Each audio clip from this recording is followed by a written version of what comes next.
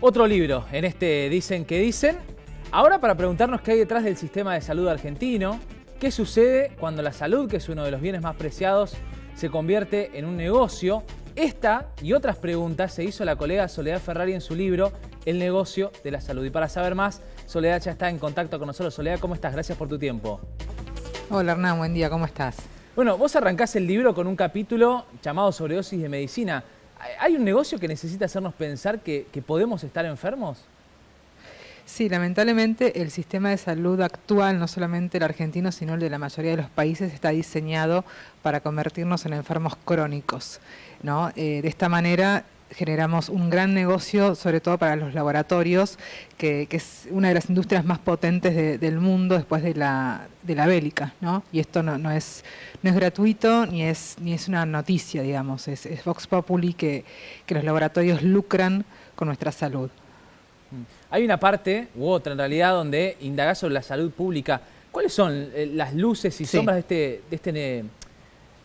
esto que en algún momento fue gran orgullo de la Argentina? Sí, hace muchísimos años, muchas décadas fue un orgullo y con los años, bueno, el sistema de salud pública se volvió un desastre, ¿no? De hecho, hay un médico que es prestigio nacional que terminó suicidándose justamente porque no pudo con la corrupción del sistema de salud, que fue Favaloro. René Favaloro. Eso ya te da la pauta, ¿no? de lo complejo que es el sistema. El sistema es muy generoso, de hecho atiende a personas de todo el mundo sin pedir nada a cambio, pero está totalmente colapsado porque hoy el sistema no da, no hay fondos, digamos, a ver, hay fondos que no se terminan ni siquiera de ejecutar. Hay tanta desidia y tanta corrupción que tenemos presupuestos que ni siquiera se terminan de ejecutar por falta de interés. Eso es lo grave. Después también tenemos casos como el del Hospital Posadas, donde se roban todo, desde los médicos hasta los pacientes, donde faltan insumos básicos, pero a la vez se destinan millones que nadie sabe dónde quedan, donde los mismos médicos también llevan cosas para los pacientes y otros médicos se roban cosas de los pacientes, ¿no? Y también pasa en otros hospitales públicos donde los médicos, por ejemplo, no cumplen sus horarios y sí cobran un sueldo. Entonces creo que hay una desidia y un descuido por parte de todos los ciudadanos, de nosotros los pacientes, de los médicos, de los funcionarios públicos, de los políticos. Creo que si no tenemos una profunda toma de conciencia, el sistema cada vez va a estar peor. Sí. Ahora, según tu libro, hay un negocio que parece estar desde el primer día. Te pregunto si son falsas aquellas esperanzas que nos brindan, por ejemplo, las famosas 4D que nos permiten ver en detalle a nuestro futuro hijo o hija. Mirá, yo creo que de las ecografías me estás hablando, me imagino, sí, ¿no? Yo creo que, a ver, vos podés ver en detalle, ¿qué podés ver en detalle de una ecografía? Te podés imaginar cómo va a ser la cara. Lo más importante de una ecografía es que te permita ver en tiempo y forma el desarrollo de los órganos del bebé, ¿no? Después si te muestra la cara o el ojo o que te diga qué sexo es, me parece que ya es anecdótico. Lo importante es que la medicina nos sirva para ver cosas fundamentales como la salud del bebé, el desarrollo correcto del bebé. Después el resto realmente creo que es comercio puro, ¿no? Que hay empresas que te filman a las madres desde que entran a hacerse la ecografía hasta que le dicen el sexo. Bueno, eso no es medicina, eso es comercio. Entonces tenemos que entender bien, digamos, cuándo nos están dando un producto y cuándo nos están dando un servicio que tiene que ver con nuestra salud o con la de nuestros hijos. Hoy esto también pasa mucho con el tema de la fertilidad. Hoy se puede elegir un bebé prácticamente a la carta, ¿no? En Argentina, pero mucho más en Estados Unidos, donde vos podés elegir, saber perfectamente quién es, si vas a comprar óvulos, bueno, podés elegir perfectamente a la persona que te los está donando, entre comillas, porque, digamos, no dejas de pagarle, de qué descendencia tiene, qué idiomas habla, bueno, eso es un comercio, realmente. Sí. Acá, como no hay jurisprudencia, no se puede elegir tan abiertamente. Pero cada vez hay más manipulación genética y eso se sabe, ¿no? Bueno, ahora salió una noticia en China también sobre eso. Entonces yo me pregunto, bueno, ¿cuándo uno quiere tener un hijo o cuándo está el deseo de realmente ser madre? Creo que son dos cosas que son, bueno, es un debate filosófico muy amplio. Claro, vos además mencionás a virus mortales que son los que en definitiva sirven para vender costosísimas vacunas, que parecen ser otra pata del negocio detrás de la salud. La pregunta es si la influenza fue, por ejemplo, el caso más emblemático. Sí, bueno, con el de la gripe A, digamos, se creó una paranoia de que nos íbamos a morir todos si no nos dábamos la vacuna. Y lo cierto que no fue así, que sí hubo muertes, sí, pero no las que se esperaban. Pero me acuerdo que la OMS puso una alerta tremenda, como que era gravísimo, y se creó una real paranoia donde quienes ganaron los laboratorios. Entonces, bueno, creo que hay mala información a veces y también nosotros nos dejamos influenciar por los medios de comunicación que a veces simplemente reproducen lo que reproducen, lo que reproducen. Nadie investiga seriamente.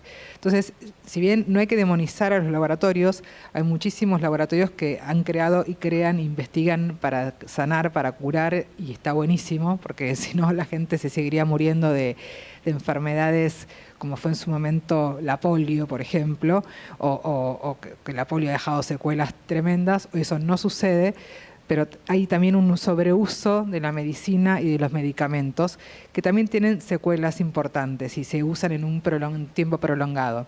Y es lo que la gente, los médicos no dicen y no saben explicar.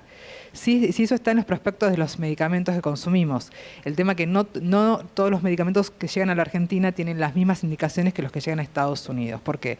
Porque en Argentina nos consideran un país tercermundista donde no hace falta explicarnos todo lo que realmente necesitamos como pacientes entender.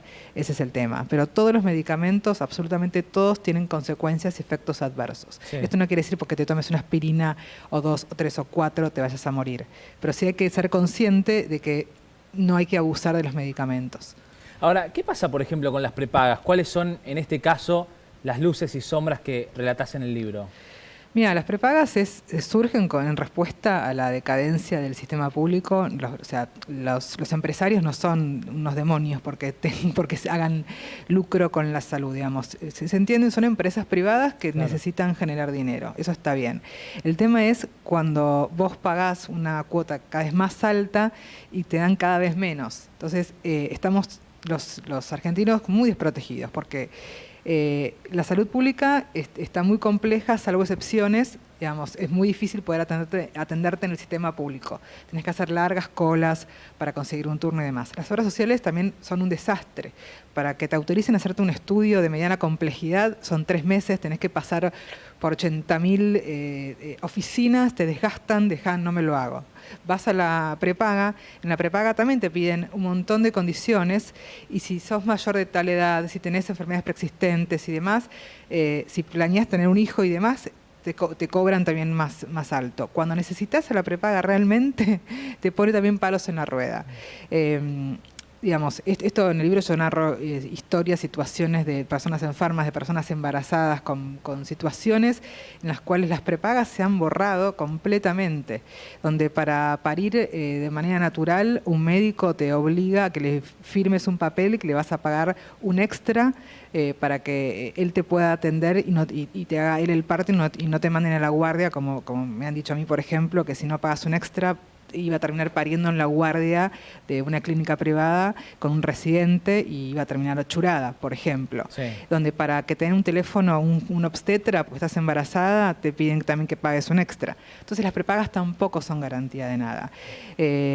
Las prepagas también, si no peleás, si no mandas carta de documento, tampoco respetan el contrato que vos firmaste. Claro. Entonces realmente se convirtió en un sistema perverso por el público, el de obra social y el prepago.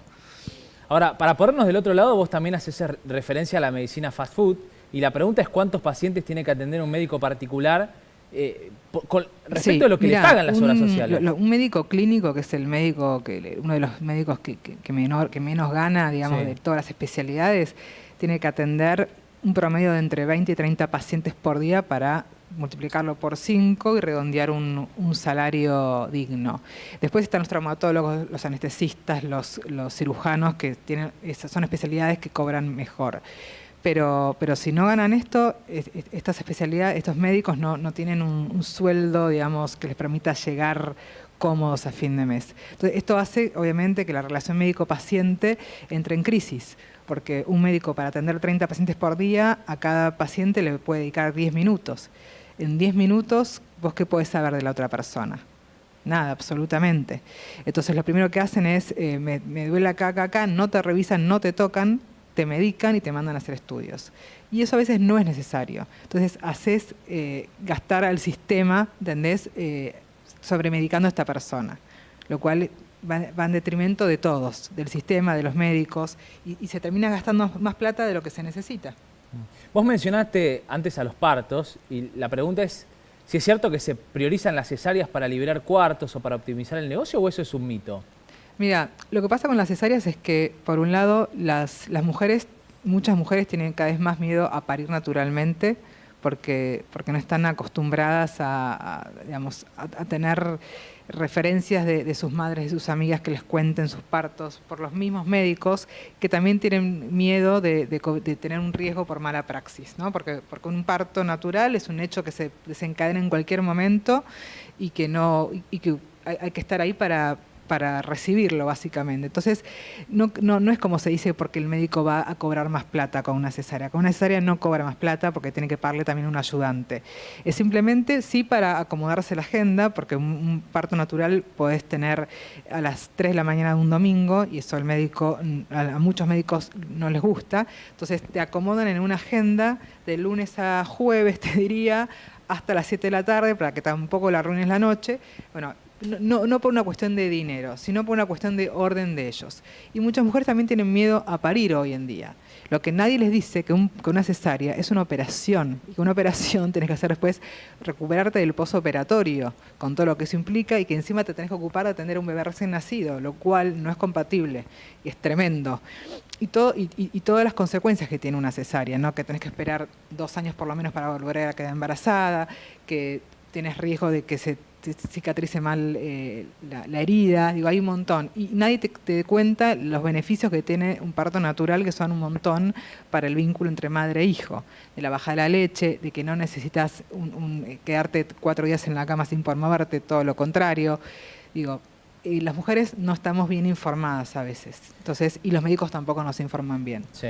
Diste un escenario y la pregunta es si el antiguo médico de cabecera con todo esto, o el galeno de la familia que nos cuidaba desde chicos hasta adultos, vuelve a ser una solución posible.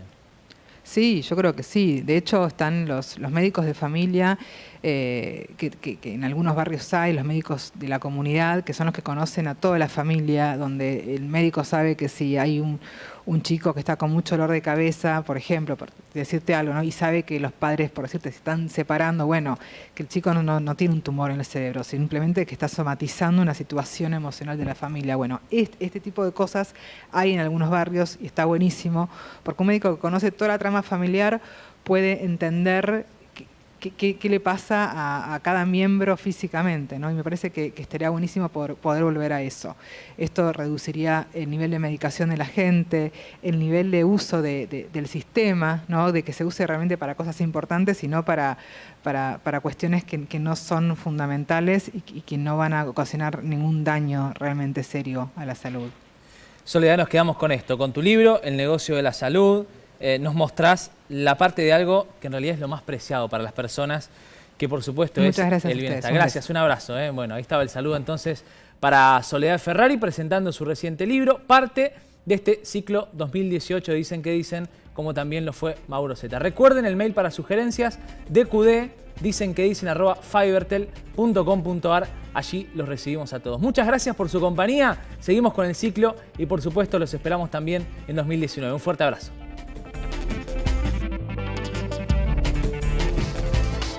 Auspiciaron este programa. Asegúrate en la segunda, donde lo primero sos vos. Confía en el Grupo Asegurador La Segunda.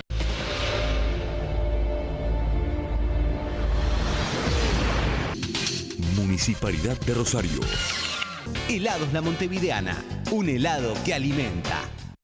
Sport 78, Rosarino por deporte. Un banco diferente. Banco Hipotecario.